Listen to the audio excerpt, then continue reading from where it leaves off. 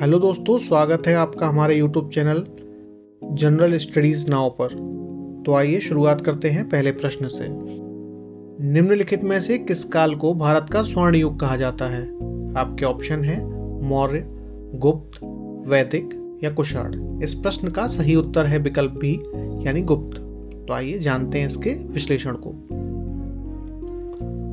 गुप्त काल प्राचीन भारत का स्वर्ण युग कहा जाता है क्योंकि इस काल में साहित्य, विज्ञान एवं कला के उत्कर्ष, भारतीय संस्कृति के प्रचार प्रसार, धार्मिक सहिष्णुता एवं आर्थिक समृद्धि, श्रेष्ठ शासन व्यवस्था और राजनीतिक एकता का काल था। आइए जानते हैं अगले प्रश्न को। भारत में निम्नलिखित के आने का सही कालानुक्रम क्या है? लोहे का हल, नगर संस्कृति, पंचमार्कड़, सोने के सिक्के। नगर संस्कृति, पंचमार्कड़, सोने के सिक्के या लोहे का हल। नगर संस्कृति, लोहे का हल, पंचमार्कड़ या सोने के सिक्के। पंचमार्कड़, नगर संस्कृति, सोने के सिक्के या लोहे का हल। तो इस प्रश्न का सही उत्तर है विकल्प सी यानी कि नगर संस्कृति, लोहे का हल, पंचमार्कड़ और सोने के सिक्के। आइए जानते हैं इसके विश्लेषण को। भारत में सबसे प्राचीन सभ्यता हड़प्पा सभ्यता अपनी नगर योजना के लिए प्रसिद्ध है।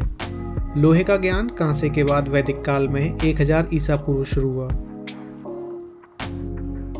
भारत में प्राचीन सिक्के पंचमार्कड़ या आहत सिक्के 6ठी शताब्दी ईसा पूर्व में अस्तित्व में आए। सबसे पहले भारत में सोने के सिक्के हिंद यवंश शासकों 2य शताब्दी ईसा पूर्व ने जारी किए। आइए देखते हैं अगले प्रश्न को। उत्तर वैदिक काल में द्विज किस संदर्भ में प्रयुक्त होता था? यज्ञ, उच्चवर्ण, सिक्के या कबीले। इस प्रश्न का सही उत्तर है विकल्प बी उच्चवर्ण। उत्तर वैदिक काल में 2 उच्चवर्ण यानी ब्राह्मण और क्षत्रिय को द्विज कहा जाता था। द्विज को जनेऊ पहनने और वेद पढ़ने का अधिकार था।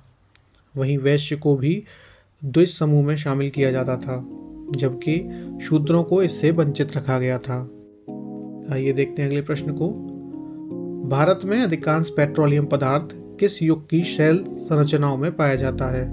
Gondwana, tertiary, Cretaceous, Carboniferous. तो इस प्रश्न का सही उत्तर है विकल्प बी टर्शियरी। पेट्रोलियम शब्द 2 लैटिन शब्दों से बना है, पेट्रा जिसका अर्थ है चट्टान और ओलियम जिसका अर्थ है तेल। इस प्रकार पेट्रोलियम चट्टानों से प्राप्त तेल होता है। भारत में अधिकांश पेट्रोलियम की उपस्थिति टर्शियरी युग की शैल संरचनाओं में अपनति व भ्रंश ट्रैप में पाई जाती है। आइए देखते हैं अगले प्रश्न को। छत्तीसगढ़ का कोरबा किस खनिज के लिए प्रसिद्ध है? कोयला, मैग्नीज, अभ्रक या लोहे का अयस्क। इस प्रश्न का सही उत्तर है विकल्प ए कोयला। आइए देखते हैं इसके एक्सप्लेनेशन को। छत्तीसगढ़ के कोरबा से कोयले का खनन किया जाता है। यह जिला खनन और उससे संबंधित आर्थिक गतिविधियों पर निर्भर है। देश का लगभग 16% कोयला इसी जिले से आता है।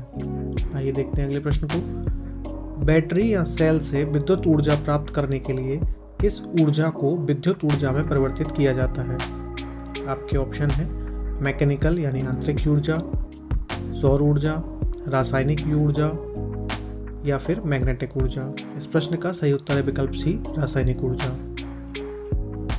बैटरी तथा सेल अपनी संचित रासायनिक ऊर्जा को विद्युत ऊर्जा में परिवर्तित करते हैं। सेल और बैटरी दोनों रासायनिक ऊर्जा को संग्रहित करते हैं और फिर उस संग्रहित ऊर्जा को विद्युत ऊर्जा में परिवर्तित करते हैं। आइए देखते हैं अगले प्रश्न को।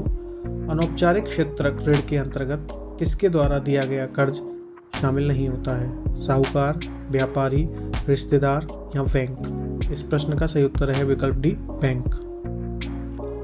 अनौपचारिक उधारदाता में साहूकार, व्यापारी, मालिक, रिश्तेदार एवं दोस्त आते हैं। शहरी निर्धन एवं ग्रामीण परिवारों के लिए अनौपचारिक क्षेत्रक ऋण का प्रमुख स्रोत होता है।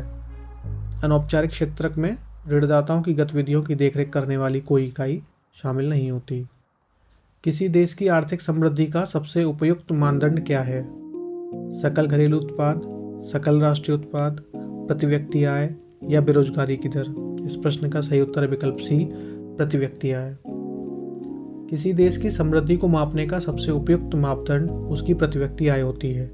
जिन देशों में प्रति व्यक्ति आय अधिक होती है उन्हें कम प्रति व्यक्ति आय वाले देशों की तुलना में विकसित समझा जाता है। तो आज के सेशन में इतना ही। धन्यवाद।